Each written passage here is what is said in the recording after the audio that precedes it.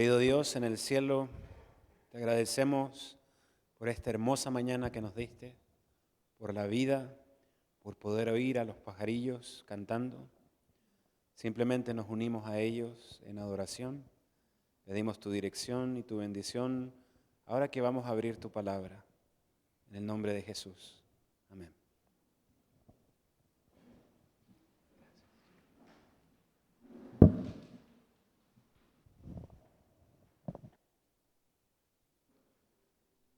Era un día bueno. Yo creo que era el mejor día de todas sus vidas. Era un día en que podían gozar, era un día en que podían celebrar, era un día en que tenían todas las aptitudes para hacer un día maravilloso y glorioso para honra de Dios. Pero en mitad del viaje, todo se echó a perder. Un buen día para todos, que Dios les bendiga. Hay un pasaje aquí en el libro de Samuel muy conocido por todos. Dice: ¿se complace Jehová tanto en holocaustos y en víctimas, como en que se obedezcan las palabras de Jehová? Ciertamente el obedecer es mejor que los sacrificios, y el prestar atención que la grosura de los carneros. Porque como el pecado de adivinación es la rebelión, y como ídolos idolatría, la obstinación. ¿Cuánto uno puede jugar a probar hasta qué punto Dios tiene paciencia? Saben, Dios es misericordioso. Dios es bueno con nosotros, en gran manera, ¿sí? Pero como suele suceder conforme a la naturaleza humana que nosotros tenemos, a veces jugamos con la ley de Dios, con los límites de la palabra de Dios, con los límites que Dios tiene. Yo creo que es algo natural que los seres humanos tenemos. Yo tengo un hijo de 4 años y eso es tremendo, ¿sí? Sí, los solteros dicen que tienen pruebas y no están casados y no tienen hijos, yo no los entiendo. Pero mi hijo siempre está tratando de doblar. Es un buen niño, ¿saben? El Señor me ha bendecido. Es un poco inquieto, pero como todo niño siempre le gusta probar los límites. ¿Hasta dónde puedo ir sin que me regañen? Es muy astuto, demasiado astuto. En esta época en mi país hay lluvias, mucha lluvia y hace mucho frío, por lo que mi esposa normalmente le dice: no salgas a jugar en el barro. Y mi hijo le pregunta: ¿pero por qué, mamá? Porque no quiero que me ensucies la ropa. Y entonces al otro día salió a jugar desnudo.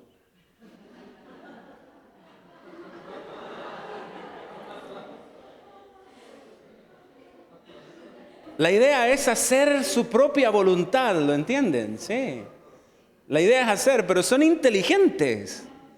Son inteligentes, van probando hasta qué punto, hasta dónde está la paciencia, hasta dónde, hasta que sale el ogro malo, los castiga y entonces, ay no, ¿verdad? Vamos a abrir 2 de Samuel, capítulo 6.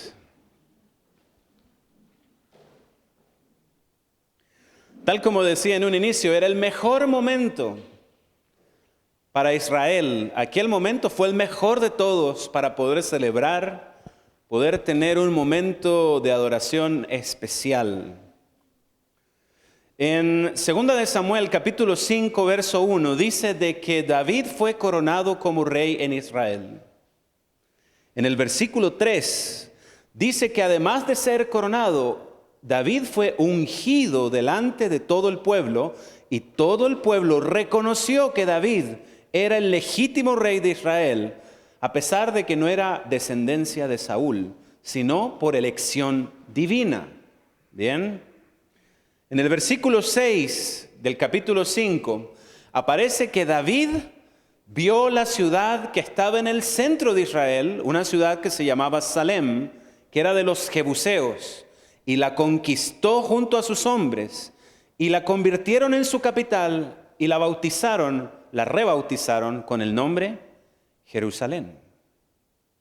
En el versículo 11 dice que aún todos los reyes fuera del país reconocieron a David como un rey legítimo, no como le pasó a Guaidó, ¿verdad? Todo el mundo reconoció aquí a David y decía, no, este es el legítimo rey, ¿no? Ahora, si ustedes van más adelante en el versículo 20, dice que David venció por fin a los filisteos. David estaba peleando con los filisteos desde Goliat, ¿se acuerdan? Sí, desde ese tiempo tenía batalla con ellos y peleaba con ellos. En el versículo 21 y 22 dice que una vez que derrotaron a los filisteos, todos los judíos en Israel tomaron sus estatuillas, sus ídolos y falsos dioses, los quebraron e hicieron una promesa de nunca más ser infieles al Señor. ¿Habían motivos para celebrar? Habían muchos. Entonces, se les ocurrió una idea interesante. David sabía, el arca de Dios no estaba precisamente en un lugar muy cómodo. Estaba en una ciudad fronteriza, como Colchane, Oruro, Pisiga. ¿Sí? ¿Son pueblitos? ¿Han pasado por Pisiga alguna vez? ¿Sí? No son pueblitos muy gloriosos, ¿verdad? ¿No? Las ciudades fronterizas en realidad no son lugares como muy honrosos donde nosotros colocaríamos tal vez un monumento de la presencia de Dios como lo era el arca del pacto. ¿Bien? Entonces David dijo, no, yo voy a traer de Baala, Kiriat Jearim, tenía un nombre muy largo esa ciudad, vamos a traer esa ciudad a la nueva capital, la capital que acabamos de conquistar, Jerusalén. Y entonces llamó y convocó para esa actividad, capítulo 6, versículo 1, 30,000 soldados entrenados y escogidos. Era como un desfile de guerra. ¿Han visto un desfile de guerra alguna vez? ¡Wow! ¿Sí? Van pasando, ustedes saben, esos desfiles son para mostrar gloria, ¿verdad? Para mostrar el poderío del ejército. Eso es como para mostrarle los dientes a los otros países y decirle, si me invades, mira lo que te espera, ¿verdad? Así como, para eso se trata el desfile militar, ¿no? Y resulta que hicieron aquí 30,000 tropas desfilando desde la ciudad fronteriza, Baala o Kiriat Jearim, y venían hacia Jerusalén. Todo partió con mucho gozo, todo partió con mucha alegría, estaban felices. Tenían muchas razones para celebrar.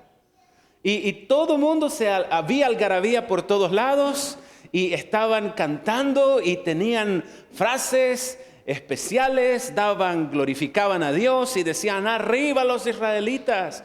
Y venían saltando y venían cantando. Junto al arca, dice el verso 3, pusieron a un levita, o a los hijos de un levita, que se llamaba Abinadab. Estos dos hijos, uno se llamaba Usa, el otro se llamaba Ahío. Y cuando llevaban el arca de la casa de Abinadab, que estaba en el collado, dice en el verso 4 que Ahío iba delante del arca. Físicamente él iba delante, su hermano Usa estaba a un costado del arca. Y dice el verso 5, David y toda la casa de Israel danzaban delante de Jehová con toda clase de instrumentos de madera de haya, con arpas, salterios, panderos, flautas y címbalos. Evidentemente son instrumentos de música, ¿no? Tenemos 5 instrumentos musicales, pero en realidad eran más, porque si ustedes van rápidamente y dan un vistazo a la misma historia, pero en la versión de Primera de Crónicas, capítulo 13, ¿saben? Las crónicas, Samuel y los reyes, es como los evangelios, ¿no? Es como Mateo, Marcos, Lucas, Juan. A veces aparece la misma historia, pero agrega detalles en un pasaje que en el otro no. Aquí en Primera de Crónicas 13:8 dice, David y todo Israel se regocijaban delante de Dios con todas sus fuerzas, con cánticos, arpas, salterios, tambores, címbalos y trompetas. Aquí ya son 7 instrumentos, ¿se dan cuenta? Son más. Ahora quiero que noten un detalle interesante. Aquí dice que David con todo Israel, dice, se regocijaban delante de Dios. Cuando ustedes comparan este pasaje con el que estábamos leyendo en 2 de Samuel, en 2 de Samuel dice, David y toda la casa de Israel danzaban delante de Dios. En una dice que se regocijaban y en el otro dice que danzaban. Es interesante, pero en ambos pasajes se utiliza la misma palabra, sahak.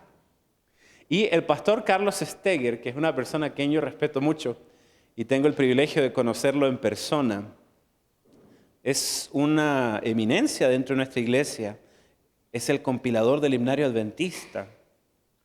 Él hizo una aclaración muy especial dentro de un artículo de la revista Adventista y él decía, la palabra sahak que se ocupa aquí, decía él, significa divertirse, pero realmente significa carcajearse, ¿sí? Como cuando uno se ríe sin control, ¿verdad? Cuando a uno le cuentan un chiste y ¡ah! ¿Verdad? Eso es carcajearse, ¿sí? No es simplemente algo divertido, es algo que realmente me provoca una risa incontrolable, algo que yo no puedo. O sea, en esa caravana, como se describe en este versículo, iban pasándolo bien, divertidos, iban contentos, iban felices y llevaban el arca de Dios hacia Jerusalén. ¿Qué fue lo que sucedió? Estaba todo bien. Iban a mitad de camino. Yo les dije, venían desde Pisiga, venían a Santa Cruz, pero se quedaron en Cochabamba. Porque aquí la Biblia dice, en el verso 6, cuando llegaron a la era de Nacón, Usa extendió su mano al arca de Dios y la sostuvo, porque los bueyes tropezaban y el furor de Jehová se encendió contra Usa. Y Dios lo hirió allí por aquella temeridad y cayó allí muerto junto al arca de Dios. La primera vez que yo leí este pasaje yo dije, wow, Dios es cosa seria. Porque Usa no estaba haciendo algo malo. Usa no estaba adorando falsos dioses. Usa no afrentó el nombre de Jehová. Usa no estaba haciendo un becerro de oro como lo hizo Aarón. Usa estaba acompañando al arca del Señor. Y estaba a un costado preocupado porque ustedes saben las carretas. ¿Quién de ustedes anduvo alguna vez en una carreta? Hermana, ¿cómo son los amortiguadores de las carretas? ¿Sí?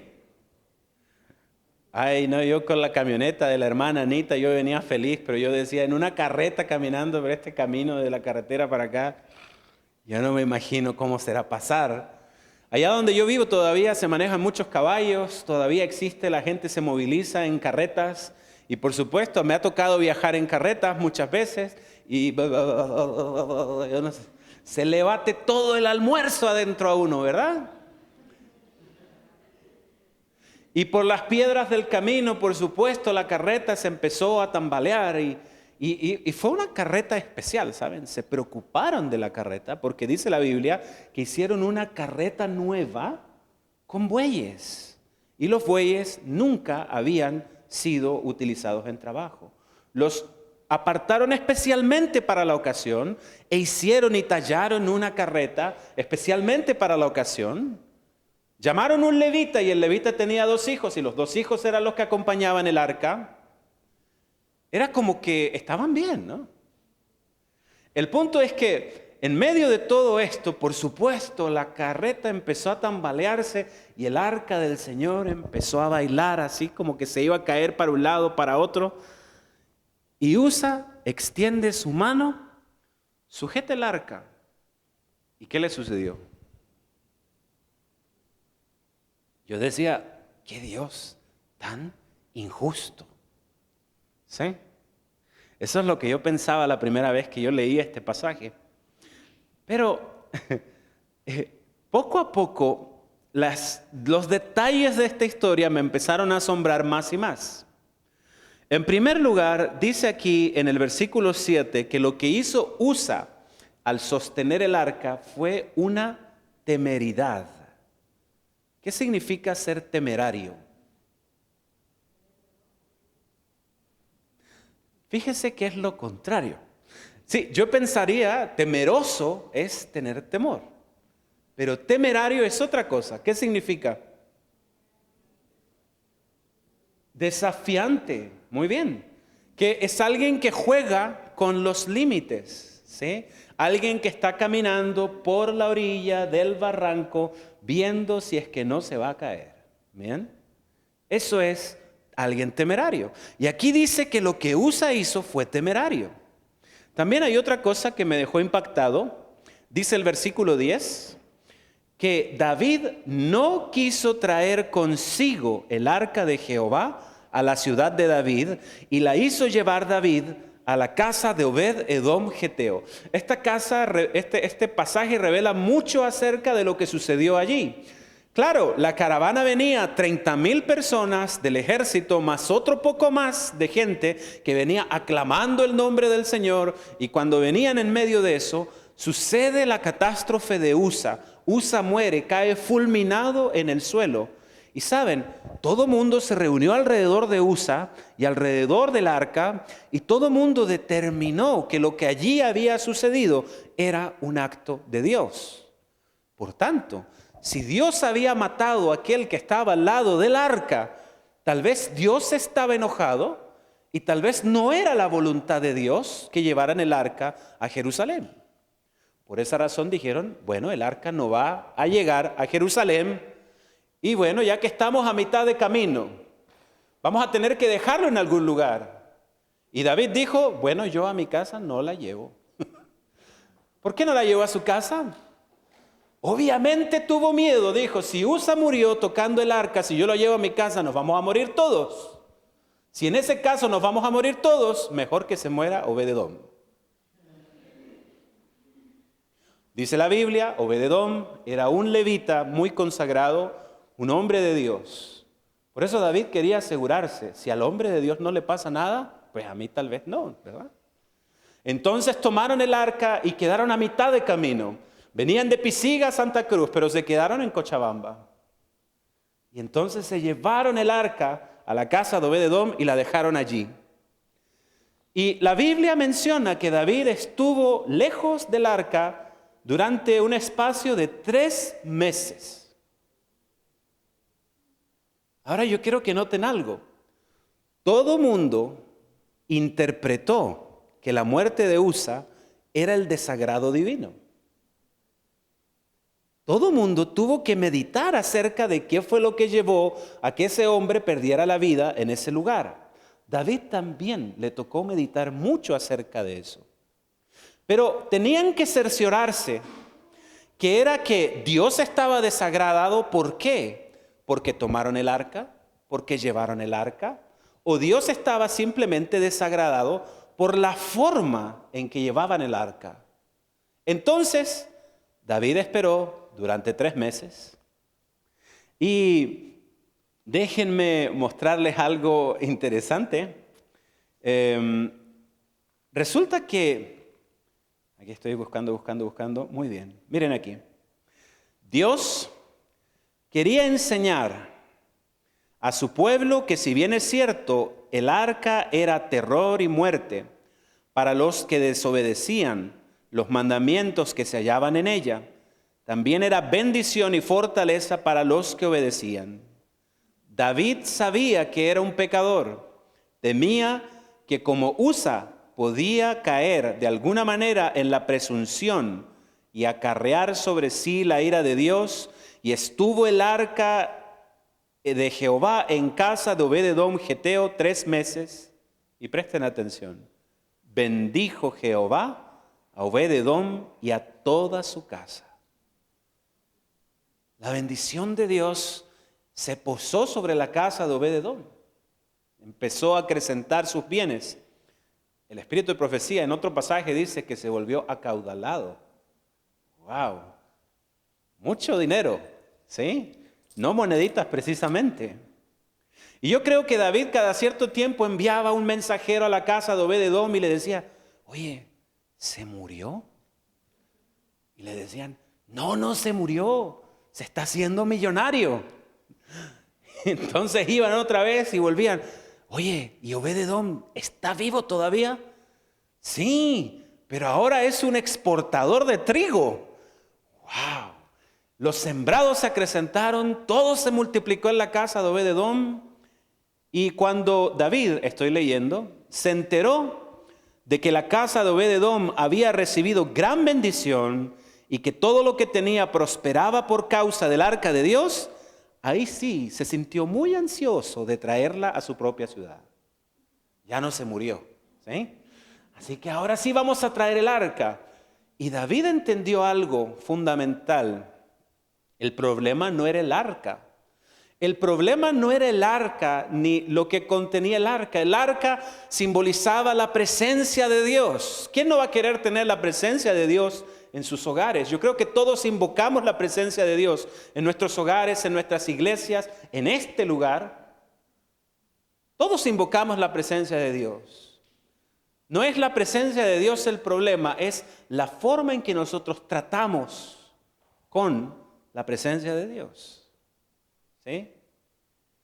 Y entonces David empezó a estudiar la Biblia y empezó a descubrir cosas que él antes consideró que no eran importantes. ¿Ok? Vamos a ver Primera de Crónicas, capítulo 15. Vamos a buscar Primera de Crónicas, capítulo 15.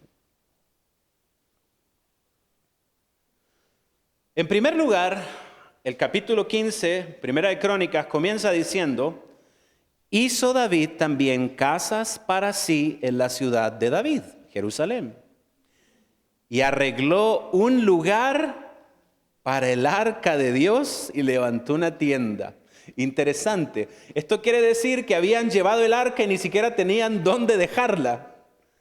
Ahora David, antes de llevar el arca, le preparó un lugar apropiado donde el arca pudiera reposar.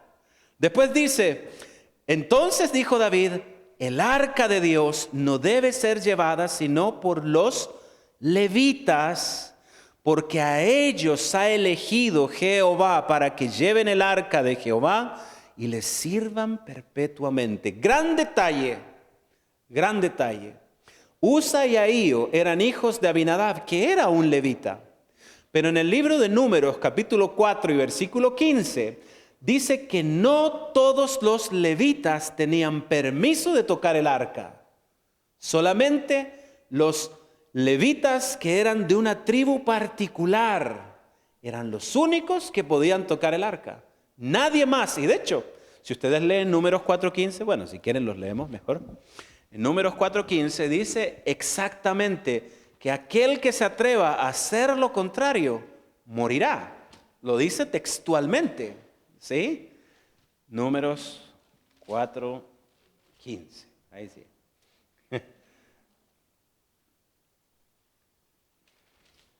Dice así: y cuando acaben Aarón y sus hijos de cubrir el santuario y todos los utensilios del santuario, cuando se vaya a cambiar el campamento, vendrán después de ellos los hijos de Coat para llevarlos, pero no tocarán cosa santa, no sea que mueran. Estas serán las cargas de los hijos de Coat en el tabernáculo de reunión. Solamente ellos podían acercarse, solamente ellos podían tocar, nadie más. Y la advertencia dice tácitamente que el que no lo haga, dice, no sea que mueran. ¿Sabían estas cosas? La caravana que hizo David antes de salir, al parecer algunos sí y otros no. Pero sea como sea, nadie se preocupó de saber y averiguar cómo debía ir una caravana llevando el arca de Dios. Simplemente lo hicieron como les nació de su corazón, como se dio en la ocasión, como era lo mejor posible, pero no investigaron cómo debían actuar en la presencia de Dios. Cuando ustedes siguen mirando aquí en Primera de Crónicas, capítulo 15, van a descubrir otras cosas que son bastante interesantes. Bien, por ejemplo, dice aquí en el versículo 3, congregó David a todo Israel en Jerusalén para que pasaran el arca de Jehová a su lugar en el cual se le había preparado. Y ahora dice en el versículo 12, que antes de llevar el arca, David reunió a todos los sacerdotes y les dijo, santifíquense. La primera vez que habían llevado el arca, la llevaron así como así. No se preocuparon de ser santos antes de llevarla. ¿Sí? ¿No han leído ustedes acaso, por ejemplo, cuando hacemos Santa Cena? ¿Han leído lo que Pablo dice sobre la Santa Cena? Que uno debe tomar la cena con propiedad. Que uno debe estar preparado para tomar ese rito. Y de lo contrario, Pablo decía, por esa razón, por tomar la cena así como cualquier cosa, es por eso que hay muchos enfermos entre nosotros. ¿Lo han leído alguna vez? Eso dice la Biblia sobre la Santa Cena.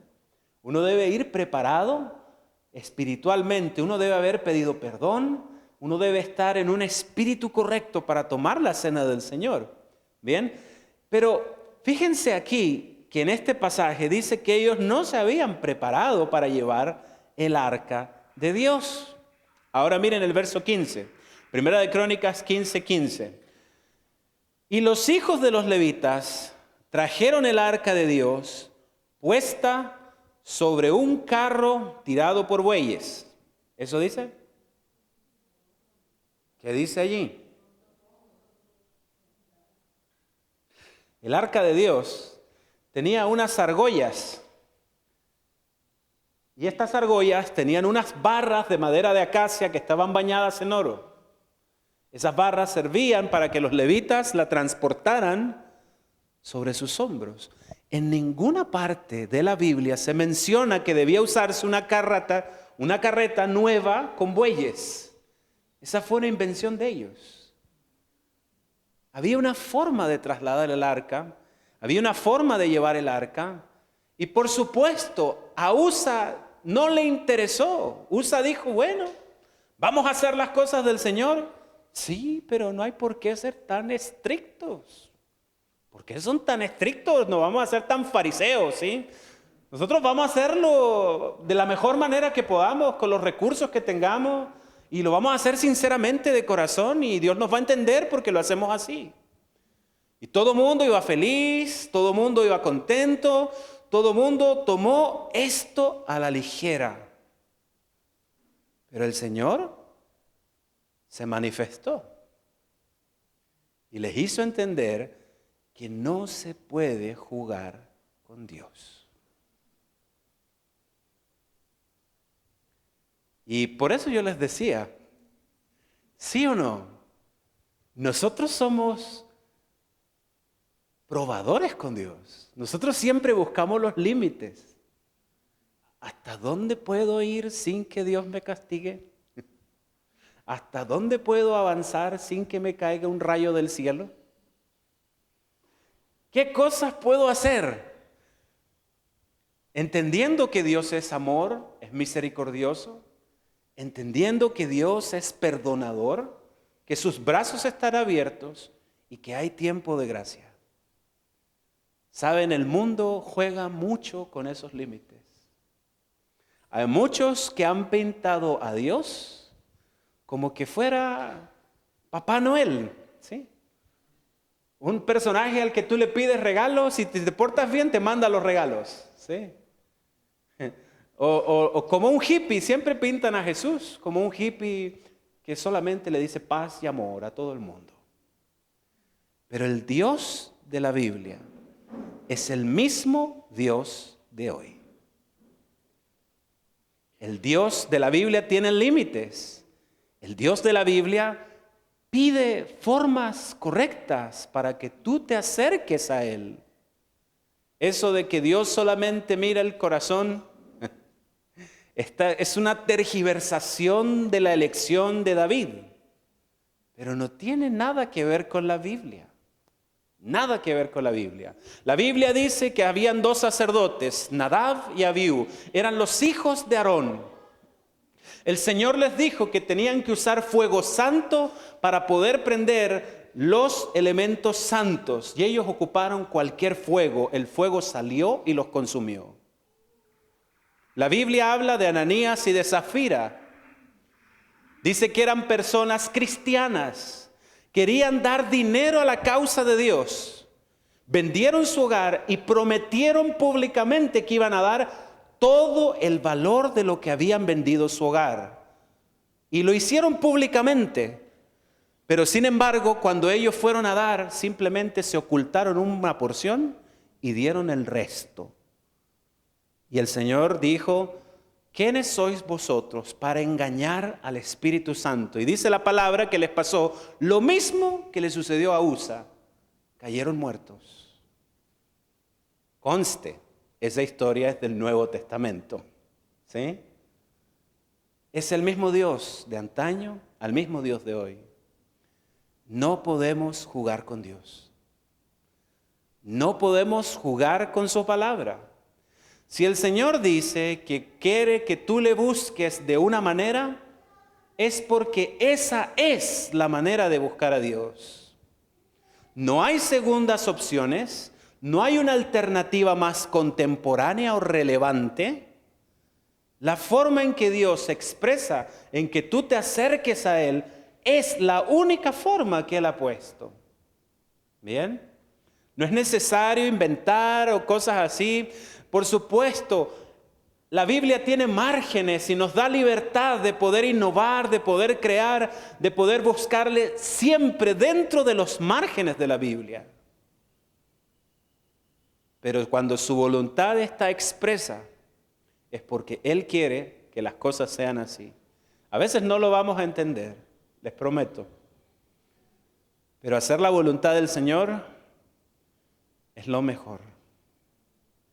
Así que espero que este día podamos trabajar con ánimo, con gozo, y que podamos tener en cuenta de que debemos estudiar las Biblias, nuestras Biblias, para poder encontrar cuál es la mejor forma de adorar al Señor con todo nuestro corazón, con toda nuestra fuerza, con toda nuestra energía. Que el Señor les bendiga. Vamos a orar.